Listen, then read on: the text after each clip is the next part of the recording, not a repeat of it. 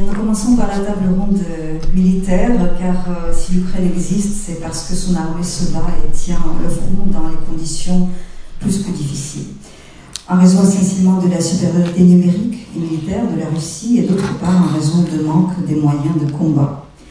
Cette année 2023 a mal commencé pour l'Ukraine avec la catastrophe aérienne du 18 janvier, lorsque un Puma, un hélicoptère offert, acheté en France, s'est crashé dans les environs de Kiev, dans la ville de Bovary, tuant le ministre de l'Intérieur, ses proches collaborateurs, alors qu'il se rendait sur la ligne de front. Et surtout, cette année a été marquée par les grands combats, Bakhmut d'abord et Avdiivka, dont l'issue vient de se dérouler devant nos yeux. Et c'est la raison pour laquelle l'image que vous avez derrière vous, qui a changé, est une photo prise à Bakhmut. Donc les trois photos, aussi bien celle qui a servi pour l'affiche que les trois photos qui ont illustré les trois tables rondes, nous ont été aimablement offertes par Vincent Amouski, un jeune reporter, un étudiant encore, franco-russe, mais dont toute la famille vit toujours à Kiev, que vous avez sans doute déjà vu en d'autres circonstances. Cette photo vient de Bakhmut et nous sommes dans une école de langue, et donc il est marqué Bakhmut Lube Ukrainu, ce qui, pour mes étudiants et mes collègues, ils voient tout de suite qu'il s'agit d'une faute d'orthographe, en fait, de grammaire, mais il s'agit d'une... Enfin, on n'écrit pas sur les murs toujours en respectant parfaitement les règles de la langue. Et la deuxième image que vous voyez sur cette photo, c'est le général Zaloujny, qui aussi, je pense, fera l'objet de notre échange de l'autre côté.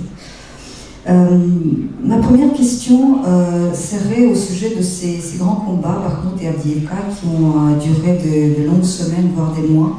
Ces combats acharnés, quelles étaient les raisons, à votre avis, de maintenir ces deux points, et surtout, est-ce que l'Ukraine avait raison d'essayer de les défendre et de tenir aussi longtemps que possible? Et j'ai oublié d'introduire mes deux invités, donc Général Trinquant, que vous avez déjà eu l'occasion de voir, qui représentait la France à de nombreuses occasions au sein de l'OTAN et d'autres, et l'ONU, et Vincent Lejeune, qui est grand reporter, tous deux, qui couvrent l'Ukraine depuis le début de la guerre et qui nous éclairent avec leurs analyses fines et extrêmement professionnelles. Donc, je vous repose ma première question au sujet de ces deux grands combats. D'abord, qu'est-ce que vous pensez de ces semaines, de ces mois, et est-ce que l'Ukraine avait raison de mettre autant d'efforts, autant de vie pour défendre ces deux points? Oui, eh bien écoutez, merci beaucoup. Alors d'abord, ces deux combats de Bakhmut et d'Avdiivka, il faut les voir du côté russe et du côté ukrainien. Du côté russe, il s'agissait de faire un effort considérable pour obtenir une victoire. Ça a été le cas à Bakhmut, c'est le cas à Avdiivka. Cette victoire russe, vue du côté russe bien sûr, permet au président Poutine, avant l'élection qui se tiendra dans un mois, de pouvoir glorifier le résultat obtenu par l'armée russe. Et aussi, deuxième effet, de pouvoir petit à petit gagner plus de terrain sur des oblasts qui ont été décrétés comme étant annexés. Sauf qu'ils sont annexés, mais ils ne sont pas complètement occupés. Donc il s'agit, j'allais dire, d'arrondir un peu le territoire. Ça, c'est vu du côté russe. Du côté ukrainien, il s'agissait bien sûr d'empêcher qu'une plus grande partie des oblasts soit occupée, et il s'agissait aussi d'infliger un maximum de pertes aux Russes. Alors à Bakhmut, ça a été tellement commenté que je ne vais pas revenir là-dessus, sur la chair à canon, sur le hachoir à viande, etc. Je me rappelle tout ce qu'on disait à l'époque où c'était Wagner qui était en fait essentiellement engagé à Bakhmut. À Avdiivka, naturellement, il n'y a plus de Wagner, puisque Wagner n'existe plus, s'est transformé en corps africain, Africacom, intervient toujours en Afrique, mais intervient beaucoup moins dans le combat en Ukraine. Et donc, là, ce sont des forces russes. Je lisais un commentaire ce matin qui disait que, je parle que du point de vue matériel, du point de vue de la perte des personnels, c'est extrêmement difficile d'avoir des chiffres, aussi bien du côté russe qu'ukrainien. Moi, je ne m'engage jamais là-dessus, parce que chacun dit 150 000, 800, enfin, on ne sait pas. Mais en revanche, les matériels détruits, ça, c'est documenté par le OSINT sur les images. Donc on voit un char détruit, on dit un char détruit à tel endroit, etc. L'ensemble de ces matériels représente aujourd'hui la dotation complète de l'armée de terre française en matériel. C'est pour vous donner une référence du matériel qui a été détruit. Alors, on peut dire 0-0, la balle au centre, parce que les Russes ont obtenu une victoire qui reste une victoire tactique. Hein. Je rappelle qu'après Bakhmout, il n'y a pas eu d'exploitation. C'est pas aller plus loin. Et là, le chef d'état-major de l'armée ukrainienne a dit on s'est retiré parce que la poche allait se fermer, c'était clair. Comme à Bakhmout, exactement. Simplement, on s'est mis sur des positions, comme on l'emploie toujours dans l'armée française, des positions préparées à l'avance. Ça veut dire quoi? Ça veut dire qu'on va céder du terrain pour économiser des hommes.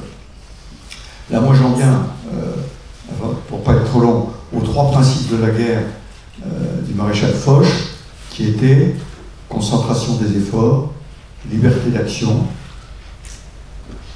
et le 3e, économie des moyens. Voilà, j'attendais qu'il y ait quelqu'un dans la salle qui connaissait. Donc, on peut dire que sur ces 2 affaires, l'économie des moyens, les Russes n'ont pas joué du tout.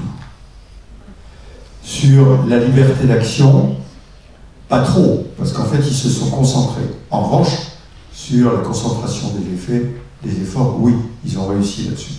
Et du côté ukrainien, eh bien, il y a eu économie des moyens. In fine, il y a liberté d'action, au sens où ce sont eux qui décident d'aller s'installer sur d'autres positions.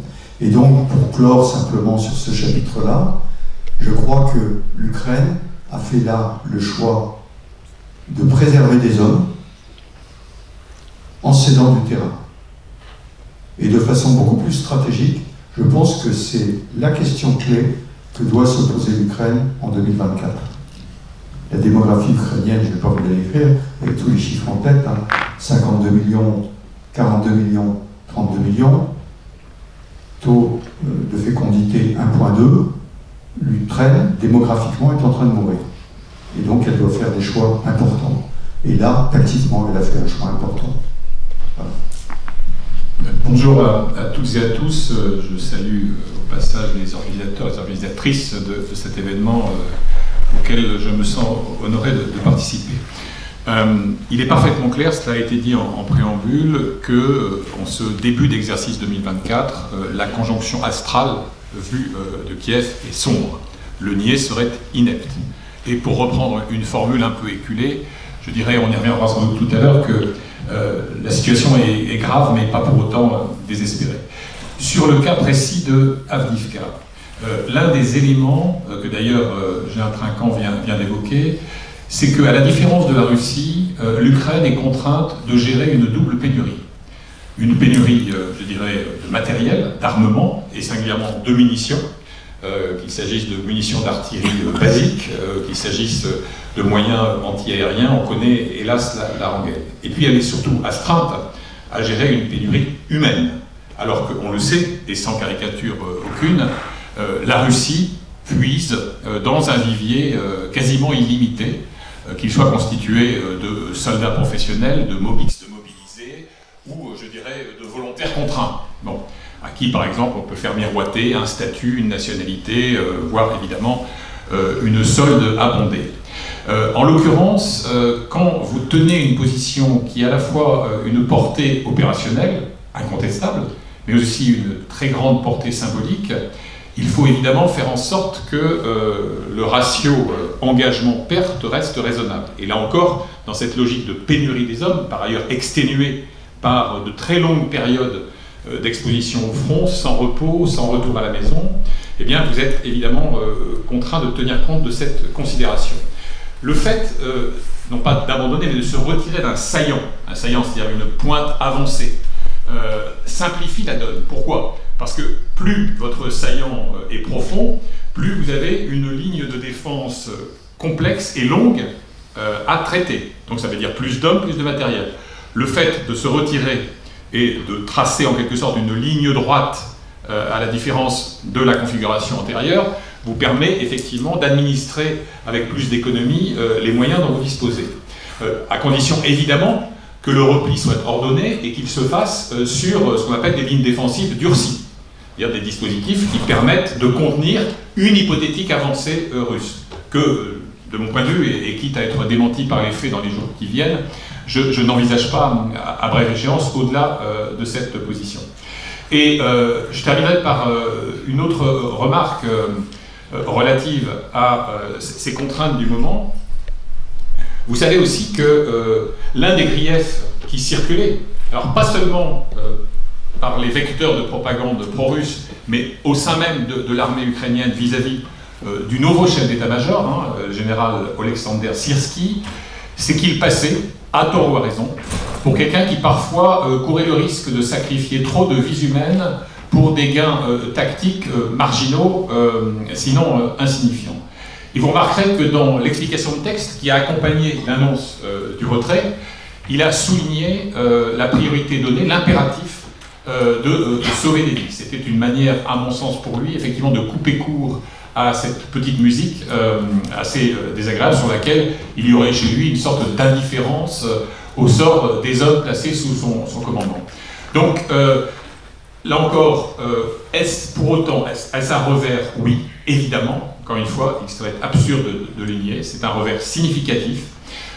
Est-ce pour autant le présage d'un effondrement sur, je dirais, tout ou partie de la longueur de l'immense ligne de front des forces ukrainiennes? Non, mais à la condition, et on a toujours l'impression de se répéter depuis maintenant presque 2 ans, à la condition qu'au-delà du sursaut rhétorique, dont par exemple la conférence de Munich a été de nouveau le théâtre, il y ait un sursaut très prosaïque, très concret, notamment en financement, mais évidemment, dans un premier temps, en armement et notamment en munitions d'artillerie. Merci beaucoup pour ce premier échange. Justement, on reviendra encore à la conférence de Munich qui vient de se clôturer. Je voudrais parler un petit peu de l'aide militaire. Donc, cette année, l'Ukraine a reçu les premiers Léopards, les Storm Shadow, et il y a eu l'amélioration des moyens de défense antiaérienne qui a permis de préserver grandement les villes ukrainiennes, notamment la capitale. Mais de la vie générale, on est vraiment loin du compte des besoins réels de l'armée ukrainienne. À Munich, justement, le chef de la diplomatie de l'Union européenne, Josep Borrell, a déclaré que la guerre russo-ukrainienne aurait été différente si l'Union européenne n'avait pas hésité dans l'octroi et l'apport et l'aide militaire. Donc, mais nous ne vivons pas dans le conditionnel, mais à l'indicatif. Ce manque de munitions, ce manque d'aide a été sans doute une des raisons de l'échec de l'offensive ukrainienne cette année, et l'Institut de Studies of Wars, donc ISW, vient de publier son rapport en disant que le manque de munitions pousse la Russie aujourd'hui à attaquer probablement sur 3 fronts, du côté de Zaporijia, du côté de Kharkiv et de nouveau dans le Donbass. Donc je voudrais qu'on échange là-dessus, s'il vous plaît. Alors le premier point que je voudrais dire sur l'échec de l'opération de cet été, c'est que c'est d'abord un échec de stratégie. Je rappelle que, replaçons-nous à la fin de l'année 2022, Kherson tombe le 11 novembre, Kharkiv est tombé en septembre. Tout stratège militaire vous dira il faut pousser l'ennemi avec l'épée dans les reins. C'est-à-dire qu'il faut continuer l'offensive à ce moment-là. L'Ukraine n'a pas pu le faire. Alors, n'a-t-elle pas pu le faire parce qu'elle manquait d'équipement à ce moment-là? N'a-t-elle pas pu le faire parce que...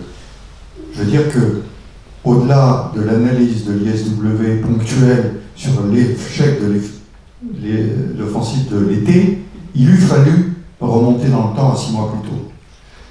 Parce que laisser les Russes installer, singulièrement le général Surovikin, la défense russe pendant 6 mois, est une erreur magistrale. Et encore une fois, c'est facile pour moi de le dire là, je n'étais pas en poste à l'état-major ukrainien pour décider de ces choses-là, et de savoir de quel dispositif je disposais. Ça, c'est le premier point. Le deuxième point, c'est bien sûr, ça a été une critique américaine en disant concentration des efforts Ils ont attaqué sur 3 axes, ils auraient dû attaquer sur un axe, pour concentrer les moyens sur cet axe-là. Maintenant, ceci étant dit, je reviens à ce que vous disiez à propos des équipements. Moi, j'ai beaucoup aimé l'introduction que vous avez donnée précédemment, en parlant d'un hélicoptère Puma qui a été détruit. Qui avait entendu parler du fait que la France donnait des Pumas? Je pense pas grand monde. Alors, c'est peut-être quelqu'un qui est lié entre les lignes, entre les trucs. Donc, dans les équipements, il y a 2 choses à voir.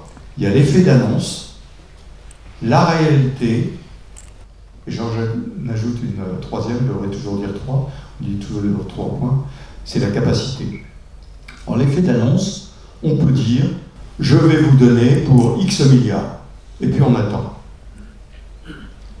Et la réalité n'est pas là, et on ne sait pas à quel moment ça va arriver. Ça, c'est l'effet d'annonce. Ensuite, la réalité de ce qu'on donne. Il faut rappeler aussi que dans les dons qui ont été faits, essentiellement au départ, ça a été des dons très pratiques pour l'armée ukrainienne, puisqu'elle savait s'en servir, des matériels ex-soviétiques, qui étaient en stock. Allemagne de l'Est, Pologne, République tchèque et tout. C'était des matériels dont ils ne servaient pas. Il a fallu les remettre en route, au passage, ça posait un petit problème, parce que souvent ils étaient dans des hangars depuis des années, et donc ont été fournis, j'allais dire, à peu de frais par ces pays. Je vais être très critique sur les pays européens, parce qu'il y a des pays européens, je ne les citerai pas, qui fournissaient des matériels qui avaient 40 ans et qui les faisaient financer par la Facilité européenne de paix au prix du neuf. Vous voyez le business. Bon, et le dernier point, c'est la capacité. Alors maintenant qu'on a livré tous ces matériels-là, on livre des matériels modernes, entre guillemets, des matériels actuellement dans les dotations des forces. Et ça, eh ben, on doit remonter une pente qui a fait que pendant 25 ans, on a touché les dividendes de la paix. Pour ne citer que le cas de la France n'avait plus de matériel en stock, plus du tout. Et donc, elle a commencé à livrer les matériels qu'elle pouvait livrer, comme les amis TCRC, parce qu'ils étaient remplacés par des Jaguars. Mais elle a livré aussi les matériels en dotation dans l'artillerie française, les Césars. Donc, aujourd'hui, l'Europe est en train de se réveiller. Et j'ai envie de dire, pour essayer d'aller plus loin, malheureusement, l'Ukraine, en 2024, doit s'habituer à ne pas disposer des matériels dont elle a besoin, y compris des munitions dont vous parlez. La production de munitions d'artillerie de 155, puisque maintenant qu'on livre des pièces de 155 pour bien livrer les obus, a été multipliée par 3 en un an. Mais 3, c'est pas assez compte tenu de la guerre d'aujourd'hui. Donc ça veut dire que l'effort ukrainien, et vous parliez de la conférence de Munich, on a bien vu tous les Européens d'un seul coup se disent ah, non seulement il faut y aller, mais peut-être qu'il faut y aller sans les Américains. Et donc, un effort considérable est en train d'être fait, mais ceci vient après 25 ans de désarmement. Et là, pour les militaires, anciens militaires qui sont dans la salle, on se rappelle bien de la devise de l'école de guerre qui est « Si tu veux, prépare la guerre ». On l'a un peu oublié. Pendant 25 ans, on a dit « C'est la paix, c'est la paix, c'est la paix, il n'y aura pas de problème ». Et aujourd'hui, on voit quel est l'effet. Donc j'ai peur que l'année 2024 soit une année extrêmement difficile. Il ne faut pas être désespéré, mais ça va être difficile parce que la production européenne met du temps. Elle met du temps. Voilà. En complément et dans le sillage du général Trinquant, 4 remarques brèves. D'abord, vous faisiez allusion à l'instant à la poursuite du matraquage, à la fois d'infrastructures civiles ukrainiennes et de cibles militaires, dépôts de carburant, etc. Un des éléments les plus préoccupants, à mon sens, c'est le glissement vers le bas du taux d'interception des drones explosifs et des missiles russes dans ce paysage-là. Je me souviens d'une époque où on se targuait à bon droit, à l'état-major de l'armée ukrainienne, d'atteindre parfois un taux de 80-90% d'interception. Vous aviez c'est-à-dire par exemple 20 drones de type Shahed, hein, donc de facture iranienne, il y en avait 1 ou 2 qui passaient le dôme virtuel. Récemment, dans les derniers assauts, les dernières séquences matraquage de cette nature, on était parfois à la lisière du 50% et encore, avec tout ce que ça suppose comme évidemment effet dévastateur, destruction, évidemment matérielle, mais aussi impact sur le moral et des civils et des militaires. Deuxième remarque, il faut toujours se méfier des embardés. Céder un jour à l'euphorie, le lendemain au désespoir, à l'aune d'une victoire ici, d'une avancée là, et d'un revers là. Ma seule conviction ferme au début de cette agression militaire, c'est qu'il fallait s'inscrire dans le temps long, et qu'il n'y aurait effondrement ni d'un côté ni de l'autre, pour des raisons qui tiennent aux atouts et aux handicaps respectifs des deux armées. Et je viens là à mon troisième point, c'est que je pense que côté européen, côté occidental en général, il y a eu une double erreur d'analyse. On dirait que c'est facile de céder à la tentation de la lucidité rétrospective, mais quand même, c'est aussi des choses qu'on a été amenés à commenter au fil des mois, notamment ensemble.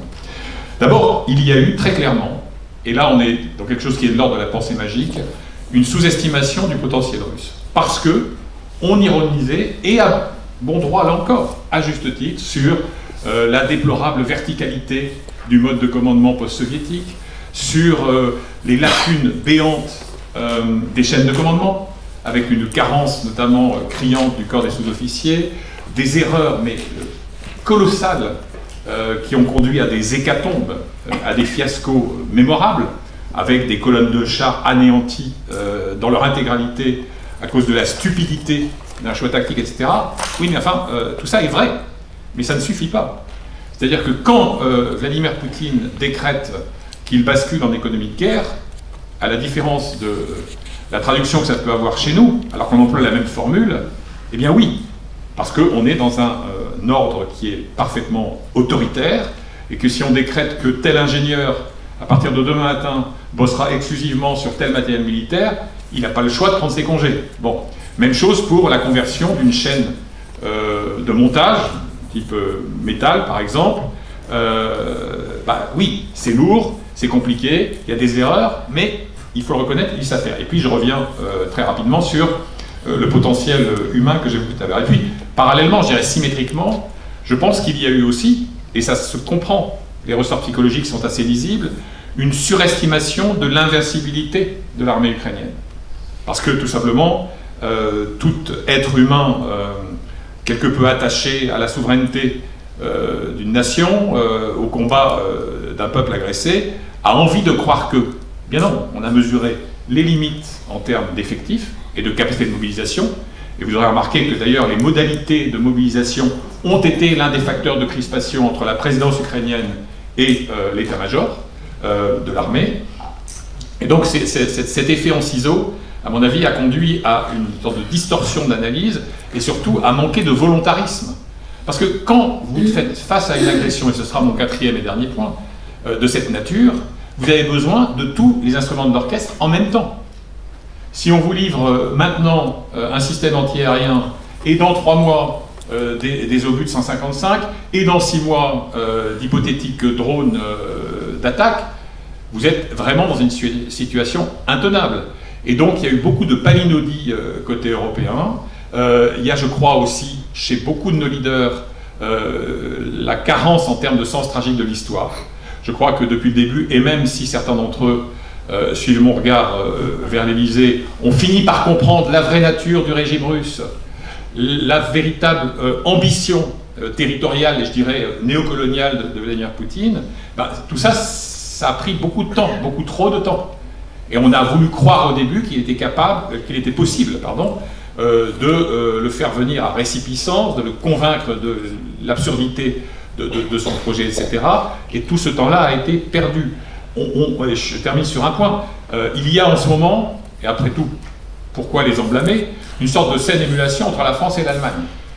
Notamment dans la coulisse de cette conférence de Munich, la France a annoncé 3 milliards d'euros supplémentaires d'aide militaire sur le millésime 2024, l'Allemagne 7 milliards, très bien, etc. Oui, c'est très bien, Olaf Scholz a donné le premier coup de pioche à une usine qui a vocation à fabriquer Rheinmetall 700 à 800 000 obus dès l'exercice 2025, très bien. Simplement, les Taurus allemands, on les attend toujours. Donc il y a toujours eu comme ça du oui, peut-être, du non pas vraiment, mais allons-y. Souvenez-vous, quand vous reprenez la séquence historique, même pour les chars lourds, pour les systèmes antiaériens un peu sophistiqués, pour les missiles longue portée, et aujourd'hui, évidemment, pour les F-16, il y a toujours eu comme ça des allers-retours, des réticences, etc., qui ont évidemment compliqué la création d'un flux continu et cohérent d'armement dont l'armée ukrainienne avait cruellement besoin. Merci. Cette année était aussi l'année où l'Ukraine a essayé de porter la guerre sur le territoire de la Russie.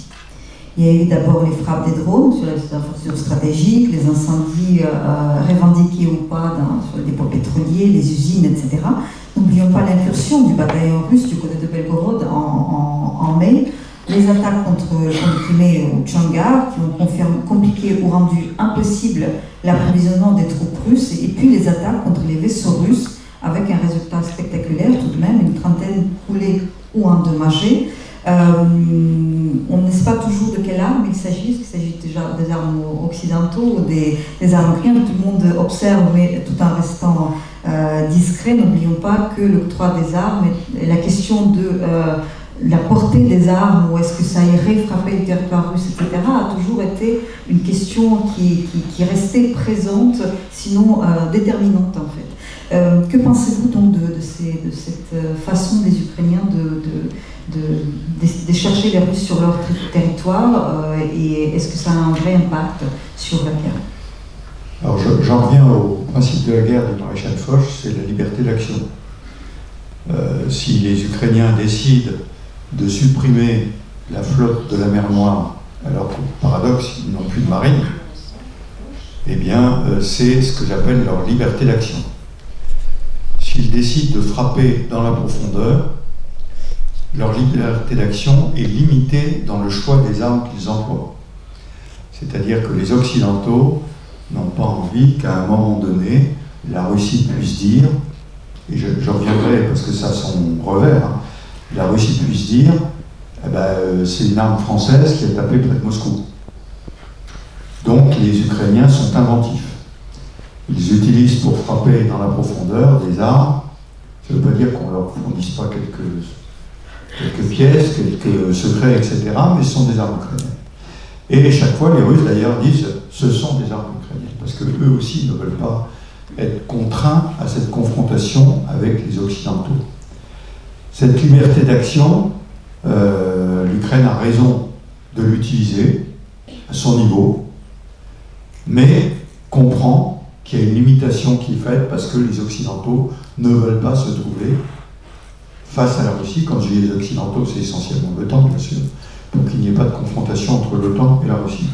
Au passage, le revers dont je parlais tout à l'heure, vous aurez noté que nous avons des troupes déployées en Estonie. Les pays baltes, c'est un peu la crainte que tout le monde a. Or, nous avons des troupes déployées en Estonie. Pourquoi?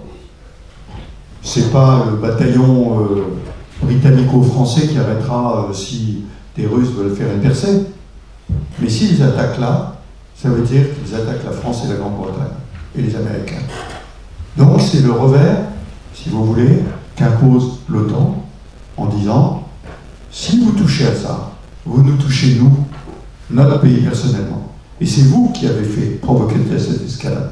Donc la difficulté, et je comprends pour les Ukrainiens, c'est que pour les Européens, la victoire de Poutine doit être empêchée.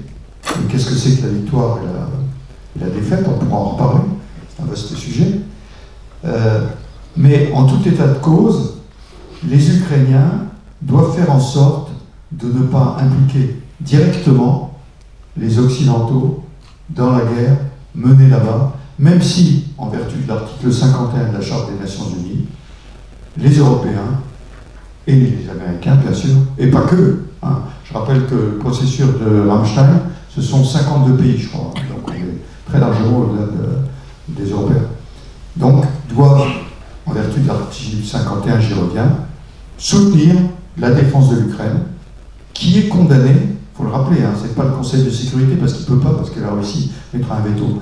Mais je rappelle qu'à l'Assemblée générale des Nations Unies, 143 pays ont condamné l'attaque russe sur 193. Et je ne compte pas ceux qui sont absentés pour aller aux toilettes, ceux qui, etc., etc.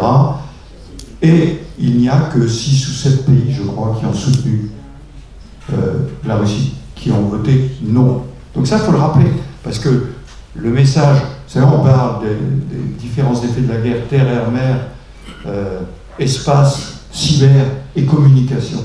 Et la communication a un effet terrible.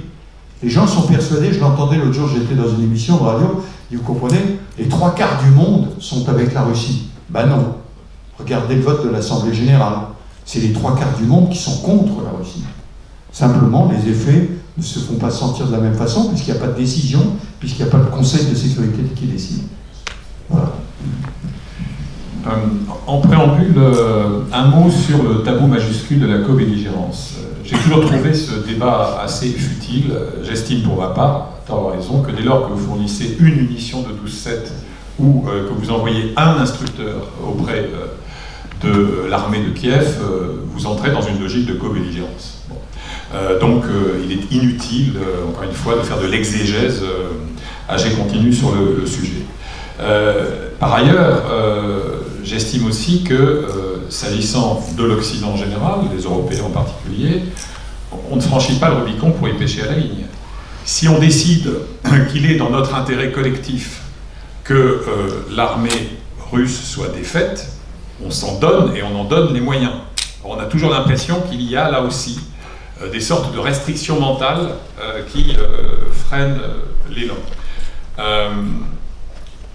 J'ajoute que sur les incursions qui ont été évoquées sur le territoire russe, en lisière de la frontière ukrainienne, et bien plus profondément, puisque vous vous souvenez que très tôt en saison, vous avez eu des frappes de drones bricolés, drones ukrainiens en l'occurrence, jusque la base aérienne Engels, qui de mémoire est à 600-650 km de la frontière ukrainienne.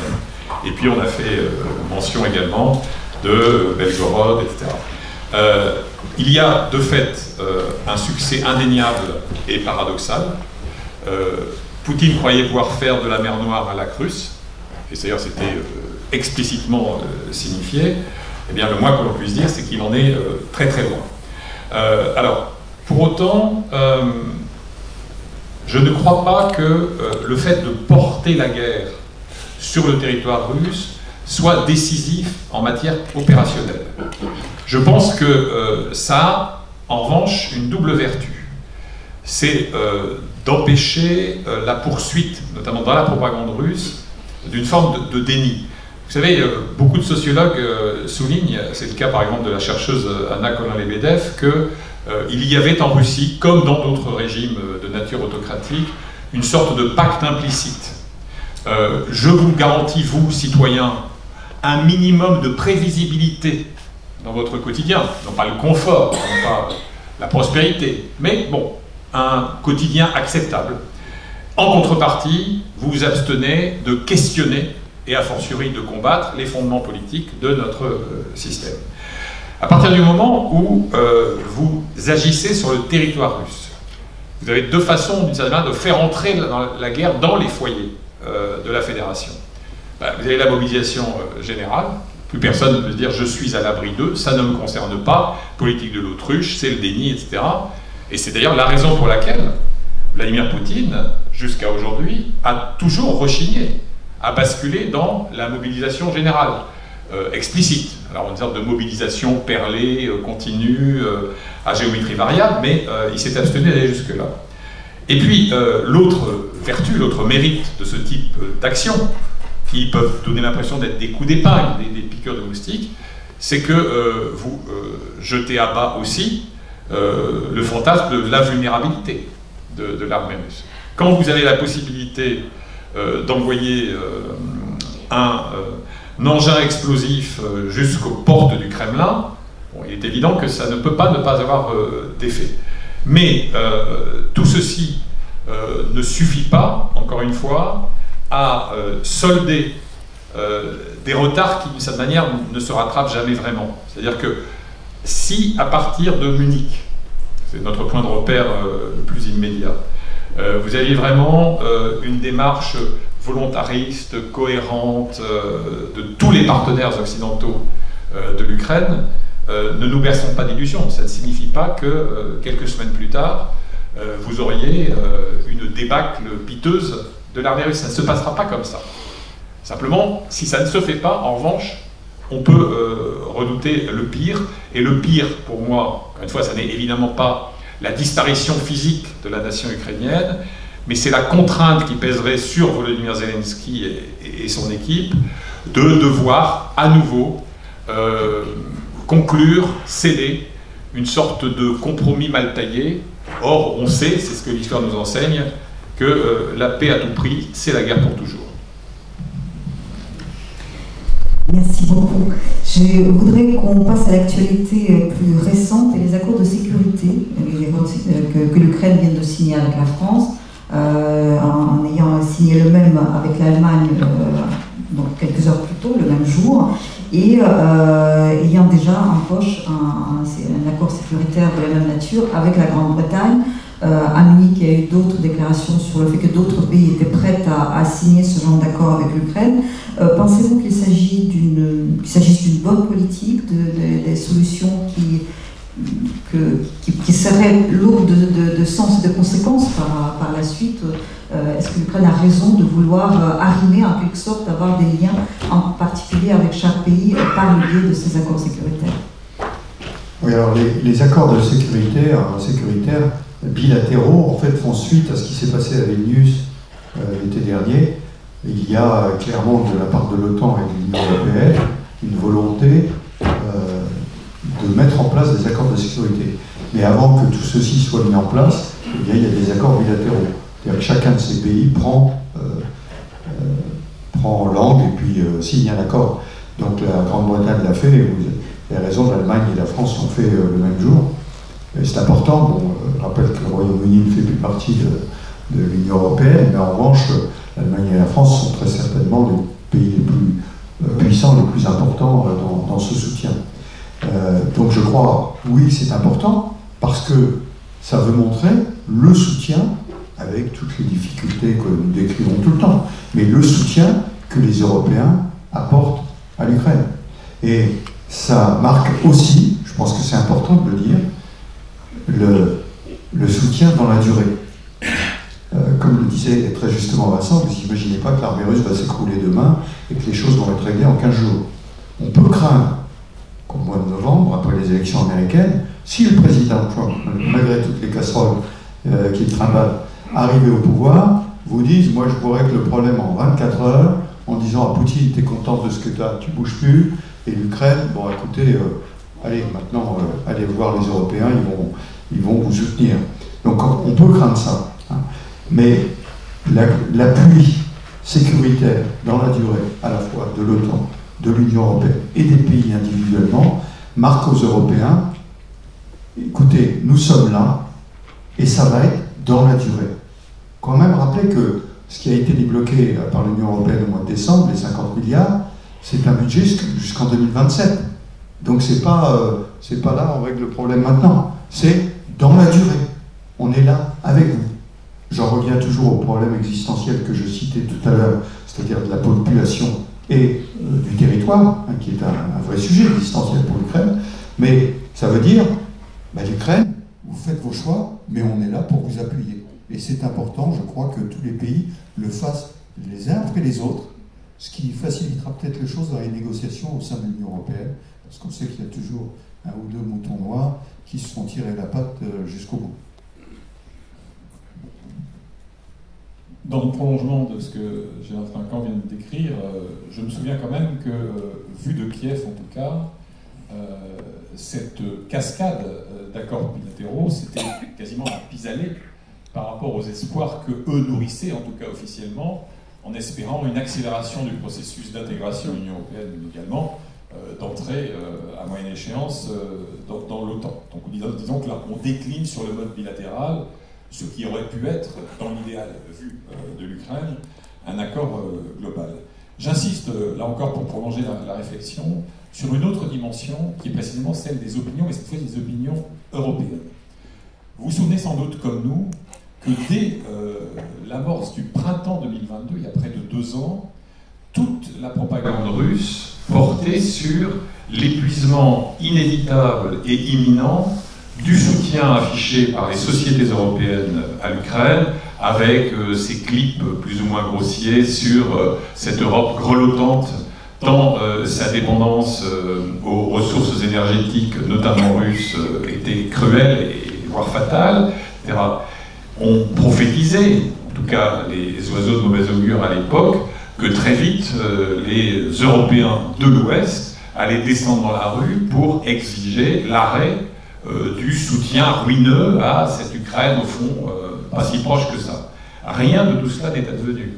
Alors certes, quand vous regardez de manière un peu méthodique les enquêtes d'opinion, trimestre après trimestre, vous avez une érosion du soutien affiché. Mais moi, ce qui me frappe, c'est pas ça. Ce qui me frappe, c'est le maintien d'un socle robuste de soutien à l'Ukraine et d'une certaine forme de consentement à un sacrifice limité. Encore faut-il qu'il soit réparti justement, évidemment, et qu'il n'accable pas les démunis de nos sociétés. Et donc, de ce côté-là, d'une certaine manière, le fantasme russe a échoué.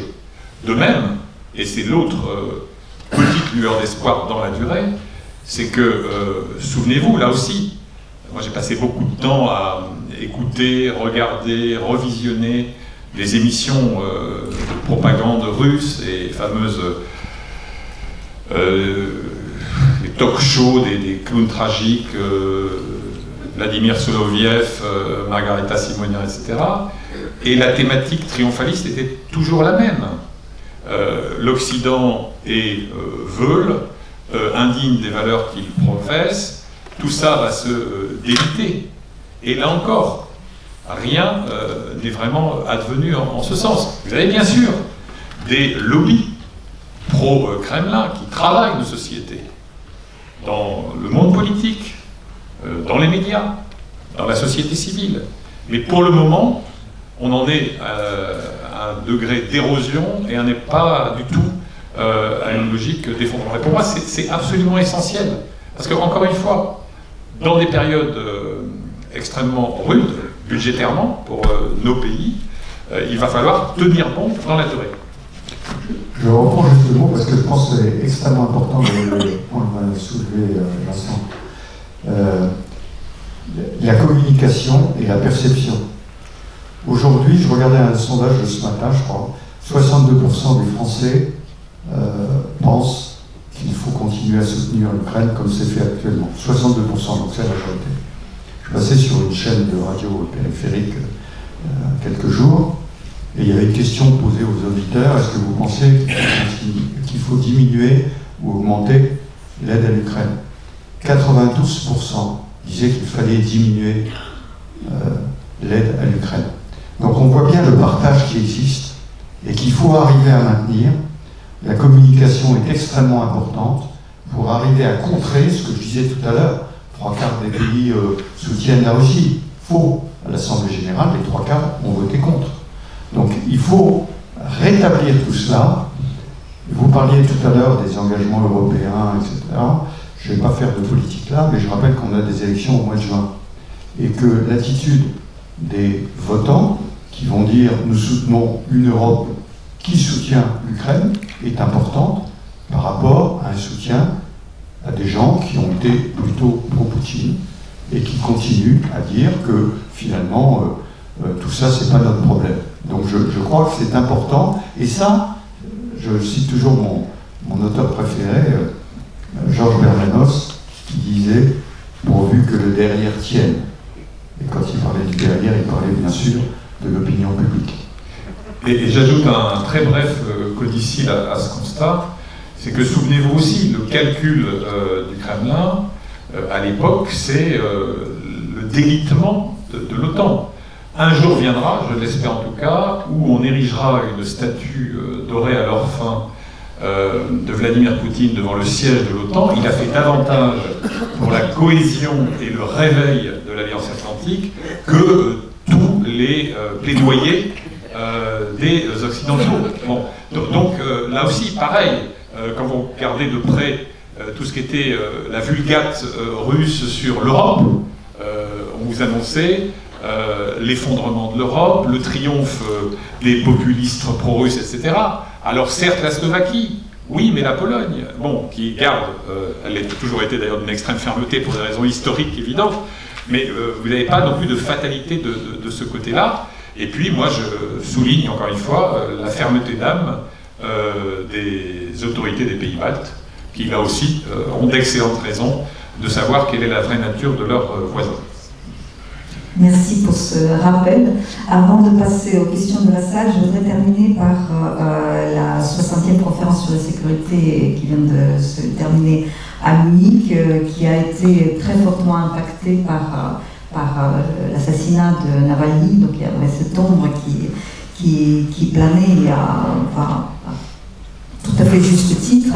Lors de cette conférence, le président Zelensky avait lancé un vibrant appel, un pressant appel aux Occidentaux afin qu'ils livrent plus d'armes. Tout cela se passait sur fond de l'absence de vote aux États-Unis, donc de l'octroi de l'aide à l'Ukraine. Donc le président Biden a parlé du coup de l'inaction des Américains. Quel regard vous portez sur cette conférence où, je rappelle, le ministre des Affaires étrangères ukrainien a aussi fait un discours en disant que l'ère de la paix en Europe est terminée? Et moi, ce qui me frappe, c'est la lenteur de la capacité de sortir du rêve. Les années de rêve, vous savez, Francis Fukuyama, la fin de l'histoire, le libéralisme et la démocratie ont gagné, et donc tout va bien, la vie est un long fleuve tranquille.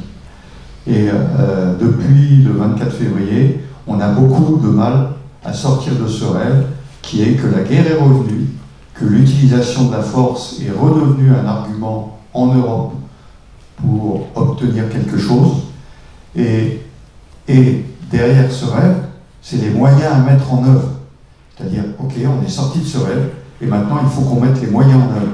Les moyens en œuvre, c'est pas on donne un petit peu, on va voir un petit peu, tout ça, ça va s'arranger. Non. Et la mort de Navalny qui arrive à ce moment-là montre la vraie nature du régime. Je rappelle que le corps n'a toujours pas pu être donné à la famille, donc comme d'habitude, on cache quelque chose. Et derrière ça, moi, ce qui m'intéresse, et encore une fois, ça ne veut pas dire que tout va s'arranger tout de suite. Mais pour revenir à Navalny, ce qui m'intéresse, ce sont les monceaux de fleurs qui sont mis sur les monuments aux victimes de l'Union soviétique. Et ça, si vous voulez, sous le couvercle, comme d'habitude, on ne sait pas ce qui se passe. On ne sait pas ce qui se passe. Et pour tous les gens qui parlent russe ici à l'INALCO, une petite anecdote.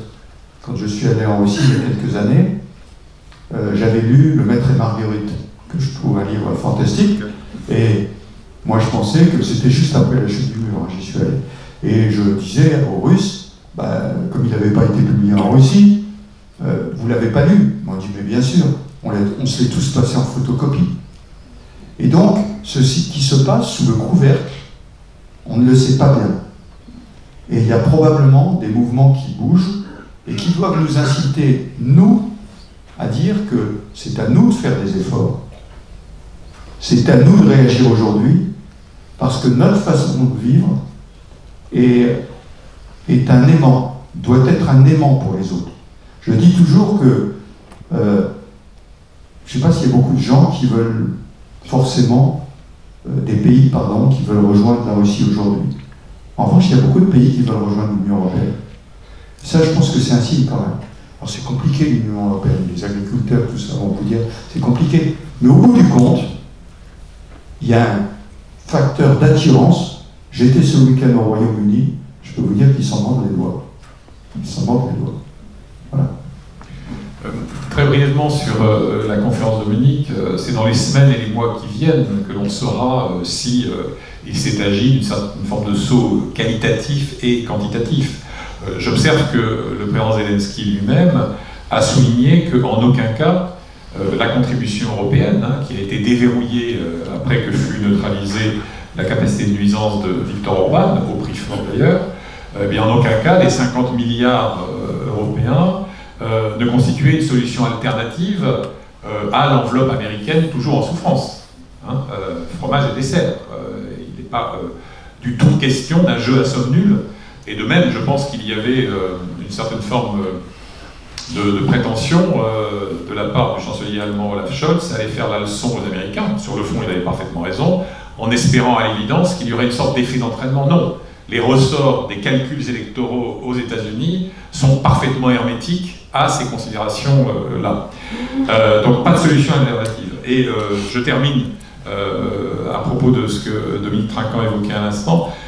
Moi, ce qui me frappe beaucoup, mais c'est peut-être générationnel, c'est qu'on a encore beaucoup de difficultés, y compris au sein de nos élites, à nous affranchir de ces sortes d'idéalisme postérieur à la Seconde Guerre mondiale qui voulait qu'on allait voguer tout uniment vers la concorde et l'ouverture.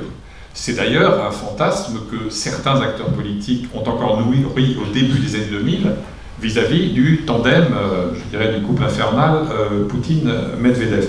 C'est ce que j'appelle, moi, l'irénisme géopolitique. Alors, l'irénisme, c'est un concept emprunté au lexique religieux, hein, cette sorte de propension à privilégier la conciliation et le compromis sur l'affrontement. Spirituellement, c'est formidable, mais en termes de réel politique, ça ne marche pas. Donc, il y en a encore une sorte de révolution mentale à mener à bien, et j'ose espérer que tout ce qui est advenu au prix fort, pour la société ukrainienne d'ailleurs, a fini par dessiller les yeux de nos leaders, et que maintenant il n'y a plus de doute sur ce qu'est le caractère d'ennemi systémique de la Russie vis-à-vis de l'Occident et des valeurs qu'il prétend défendre et incarner. Merci. Donc on peut reprendre le résumé enfin l'édito de Jean-Dominique Giuliani, donc de la Fondation Schuman, qui a dit qu'on commence à comprendre que se réarmer aujourd'hui pour être prêt à se battre si nécessaire, seul moyen de n'avoir pas à le faire et de garantir la paix. Nous avons 10 minutes pour les questions-réponses, si la salle souhaite agir.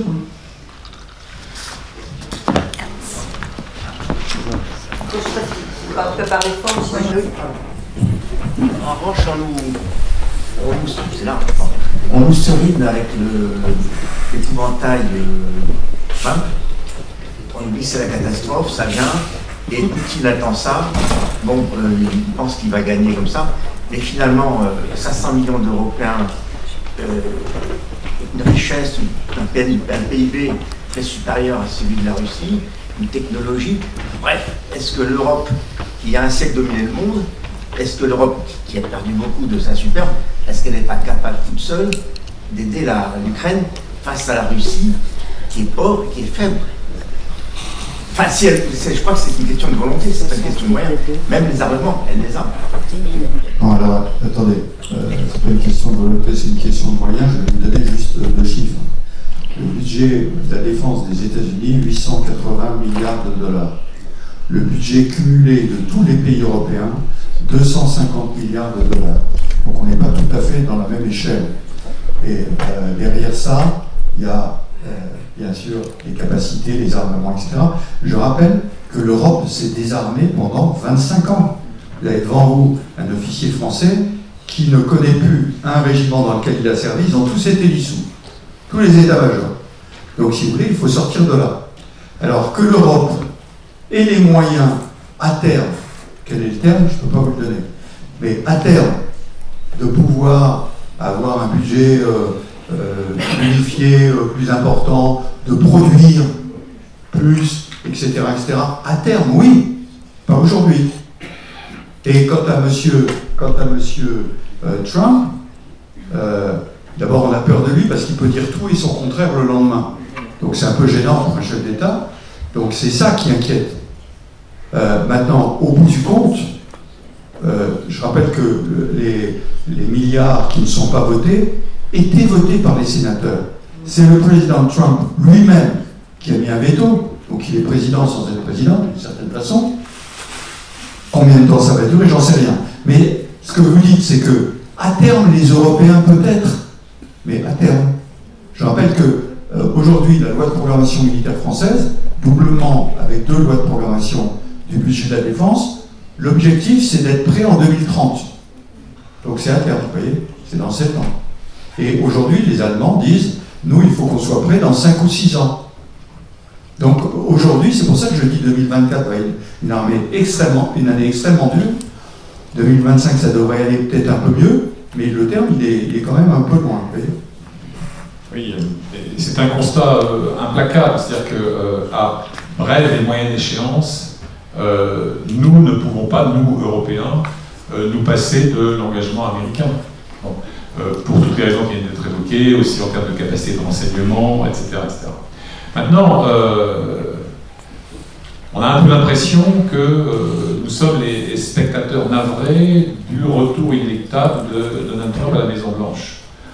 La messe n'est pas dite. Hein. C'est une hypothèse qu'il faut évidemment considérer avec sérieux, il faut s'y préparer, même si c'est compliqué de se préparer à l'imprévisible. Mais d'abord, il n'est pas totalement exclu qu'il lui soit impossible de briguer un nouveau mandat.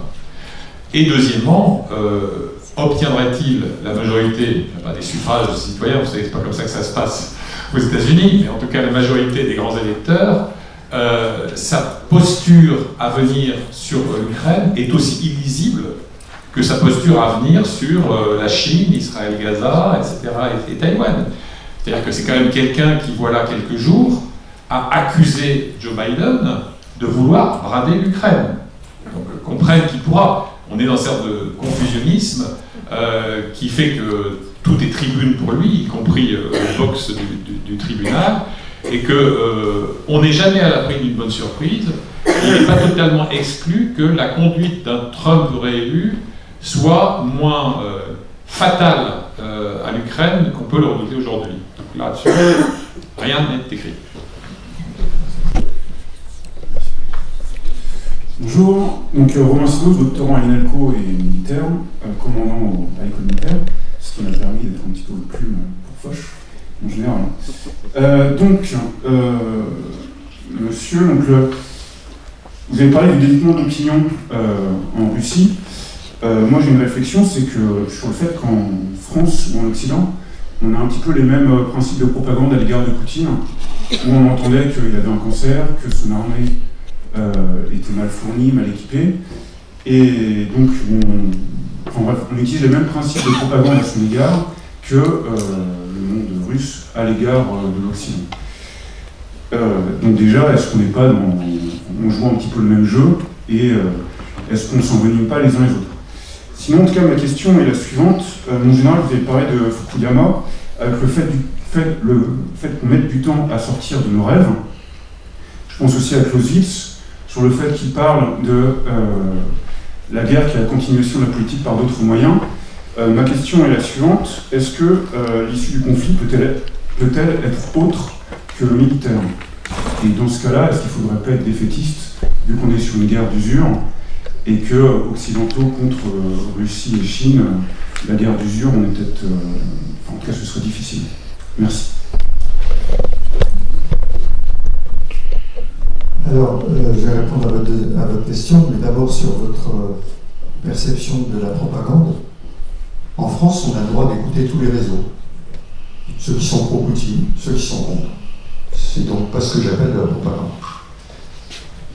En Russie, si vous dites que vous êtes en guerre, vous allez en prison. Voilà, c'est la différence. Simple. Sur la guerre et sur le règlement par la guerre,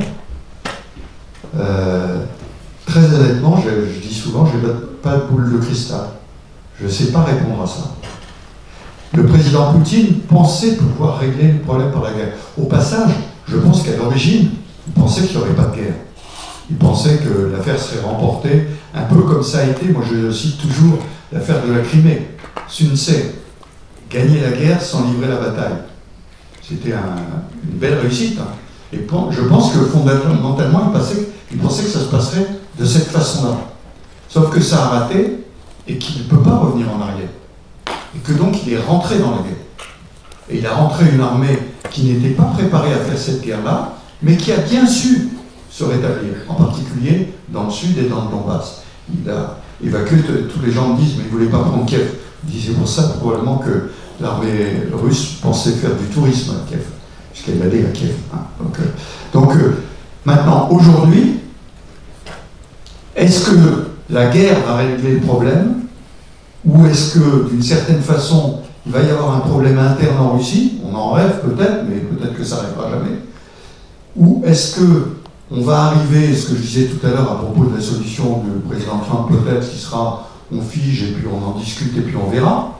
Parce qu'il faut rappeler qu'au mois d'avril 2022, c'était la proposition qui était sur la table en Turquie. Le président Zelensky, à l'époque, avait accepté de dire qu'on discuterait pendant longtemps des problèmes territoriaux. Donc, d'une certaine façon, ça figeait les choses sur le terrain.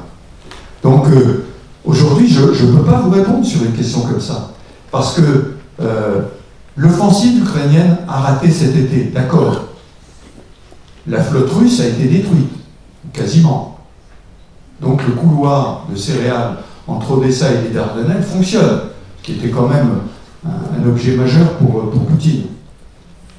Donc, d'une certaine façon, l'Ukraine n'a pas réussi à enfoncer le front, mais a réussi à passer dans les angles, la mer Noire. Donc, est-ce qu'après, il pourrait y avoir une autre solution? Le chef d'état-major ukrainien, avant de partir, a dit « Nous avons échoué, il faut que nous trouvions des solutions plus innovantes. » Qu'est-ce que ça peut être? Bonne question. Il faut rappeler que dans la guerre, à l'époque de Clausewitz, on pensait beaucoup moins aux autres aspects de la guerre, c'est-à-dire le cyber et la communication, même si les bulletins de la Grande Armée étaient de la propagande.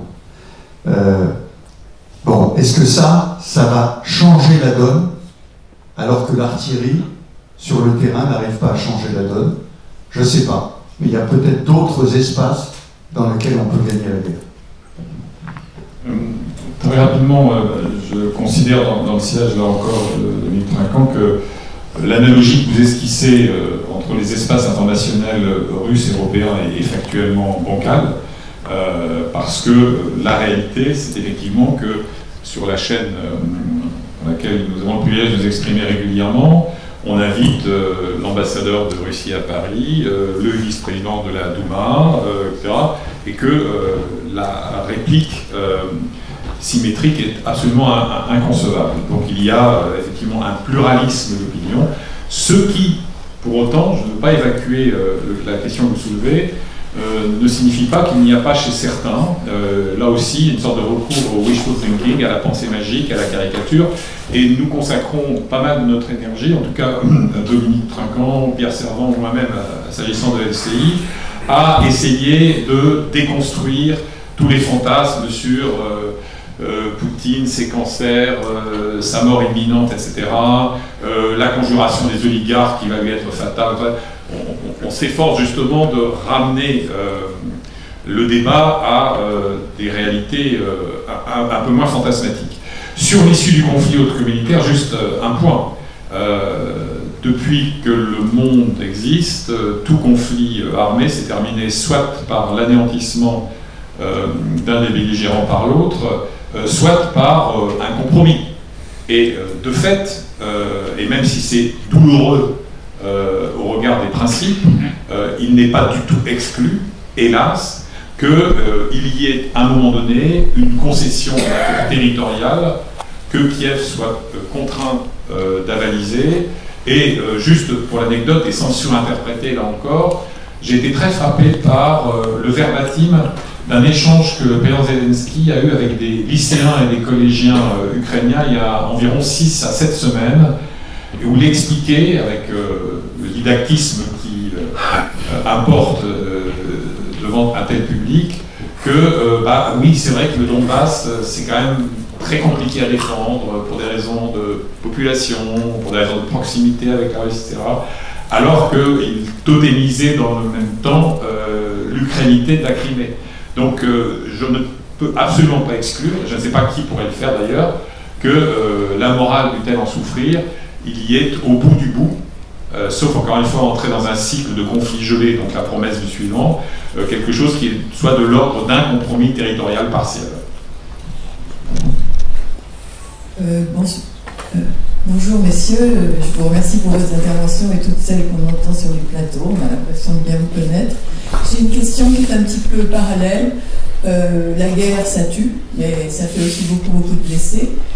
Il faut réparer les corps, il faut réparer les âmes, il faut réparer les esprits. Mais si on parle de réparer les corps, où en est-on de la médecine militaire? C'est quand même une des grandes questions pour l'Ukraine.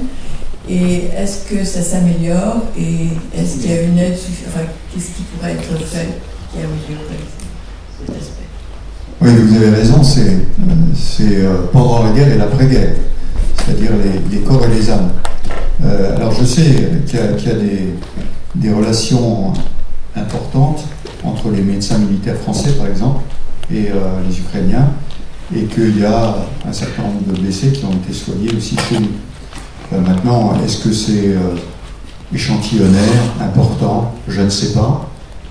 Mais c'est là où j'en viens sur le problème existentiel de l'Ukraine. Le problème, c'est que si vous avez une jeunesse, on se souvient, pour ceux qui les ont vus, des images qu'on présentait, hein, en particulier de la fin de la Première Guerre mondiale en France, où vous voyez les invalides défiler sur les Champs-Élysées, hein, qui était absolument gigantesque.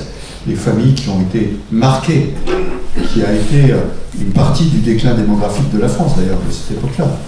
Donc il y a un effort important à faire, et changer une jambe, un bras, c'est une chose, dans la tête, parfois on n'y arrive jamais. Et ça, c'est extrêmement compliqué.